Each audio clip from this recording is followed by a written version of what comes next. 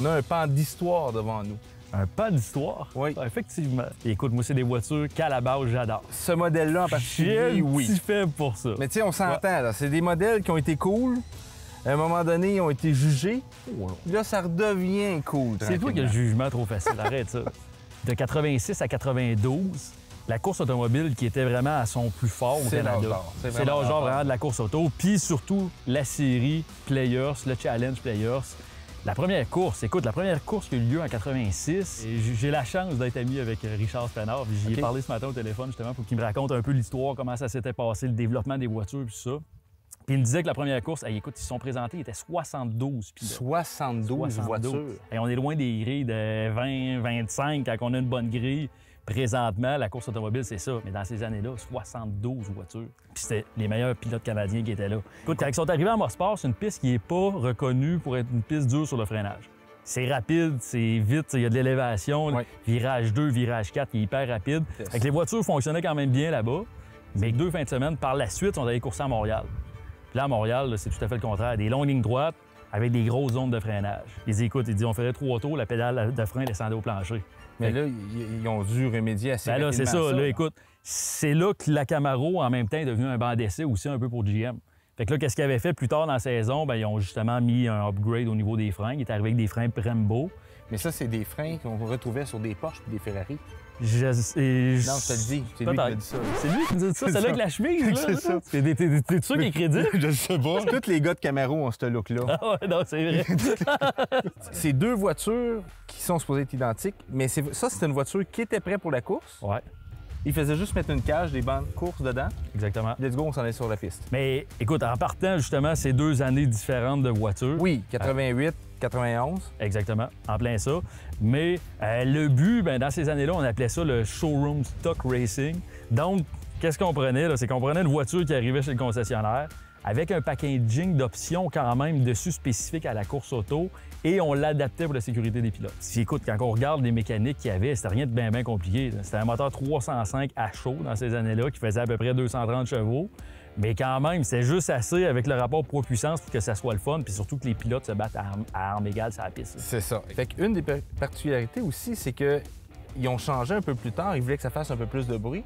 Alors, ils ont mis un tuyau d'échappement directement sur les côtés avec un cap qui pouvait enlever pendant la course pour faire plus de bruit. Mais pourquoi il y avait ce cap-là?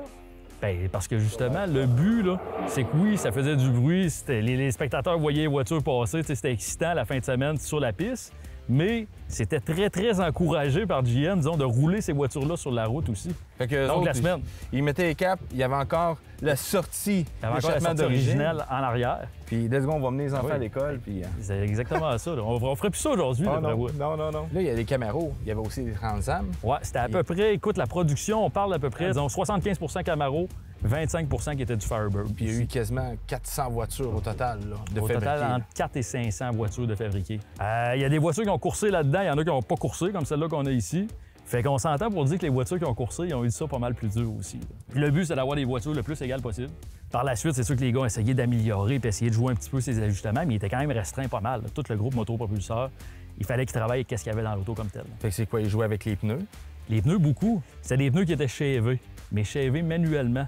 Donc, qu'est-ce qu'on faisait? C'est que c'était un pneu d'usine, puis on allait créer de l'usure comme sur le pneu manuellement. Fait qu'il y en avait qui étaient mieux chevés que d'autres. OK. Fait que ça a l'air que ça jouait beaucoup au niveau des pneus. Prendre le temps de bien choisir les pneus. Quel pneu qu'on mettait en avant, quel pneu qu'on mettait en arrière. On pouvait jouer beaucoup sur l'équilibre de la voiture. Mais tu ne peux pas jouer avec la suspension, tu ne peux pas jouer avec rien. Non, exactement. Fait que c'était le pilote. Bien, c'est sûr. C'est ça qui donnait le spectacle comme ça aussi. T'sais, les pilotes se battraient pratiquement à armes égales aussi. Tu vois, c'est qui le meilleur pilote? Moi, je suis prêt, n'importe quand. Ouais. Tu vraiment qu'on regarde ça? Je mets mon soude, puis on y va. Ouais, t'as un saut, toi. OK, oui. Ah ouais? OK, J'ai oui. hâte de voir ça. Oui.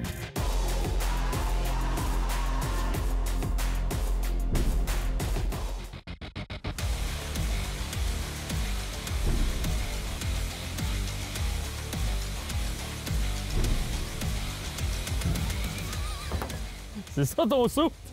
Ah oui, il y a un soude qui va avec une Camaro. Mais c'est quoi t'as sur l'épaule? Commanditaire. Ah, c'est ça! Hey, bonne chance, hein? C'est ça, ouais.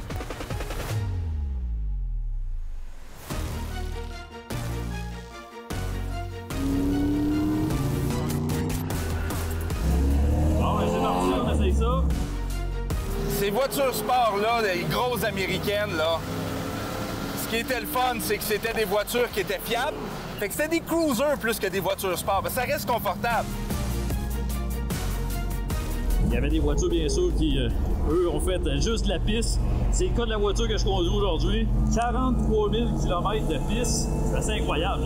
On commence à pousser un peu l'auto.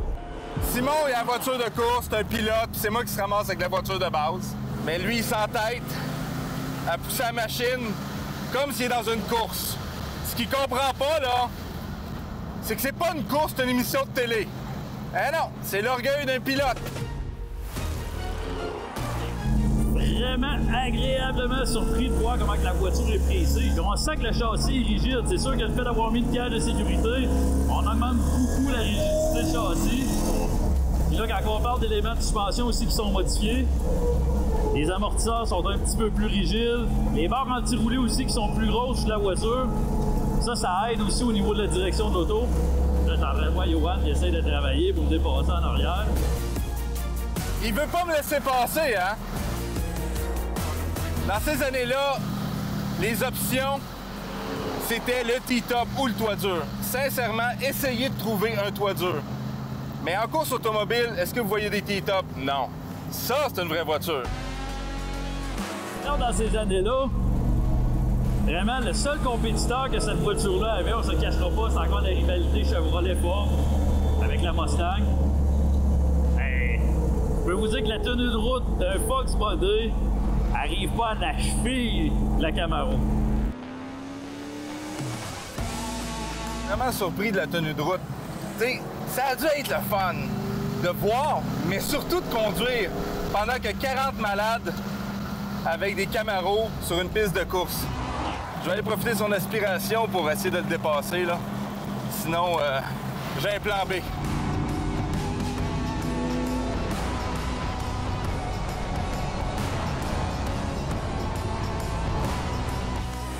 OK, plan B.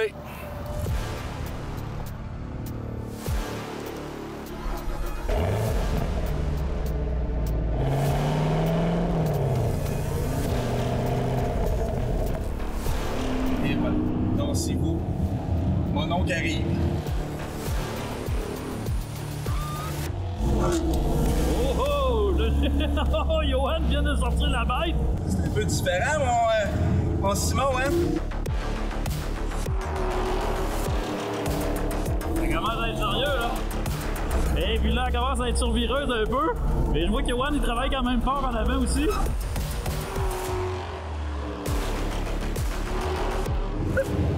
Il me suit encore! Ça n'a aucun sens!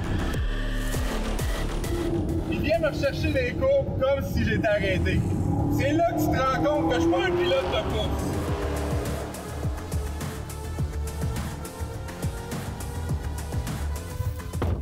C'est qui le meilleur pilote? Arrête, je t'ai laissé passer. Ah non, mais pour de vrai, là, tu me suivais avec une machine 88, ouais. J'avais une 2022. Oui, puis on s'entend pour dire que c'est pas la même puissance. Non, non, 455 chevaux. Puis t'as quoi, ça? 130 à peu près, qu'il disait dans ces années-là, avec le 305 à chaud. Mais écoute, sérieux, là, je suis vraiment, mais vraiment surpris du comportement de cette voiture-là. Puis ici, là, la voiture a beaucoup d'héritage de la série Players. Bien, c'est sûr, parce que, tu sais, au début, quand ils avaient essayé ces voitures-là, les premières courses, ils se sont rendus compte qu'il y avait des éléments qu'il fallait upgrade, en bon français. Puis c'est de là que vient le fameux package 1LE, qui est le fameux track-pack. Avec les freins, la suspension retravaillée. Mais malheureusement, cet héritage-là finit cette année, en 2024. On arrête la Camaro. On a déjà arrêté la Challenger. Mais c'est toute l'espèce de rivalité muscle car aussi qui est en train de disparaître tranquillement.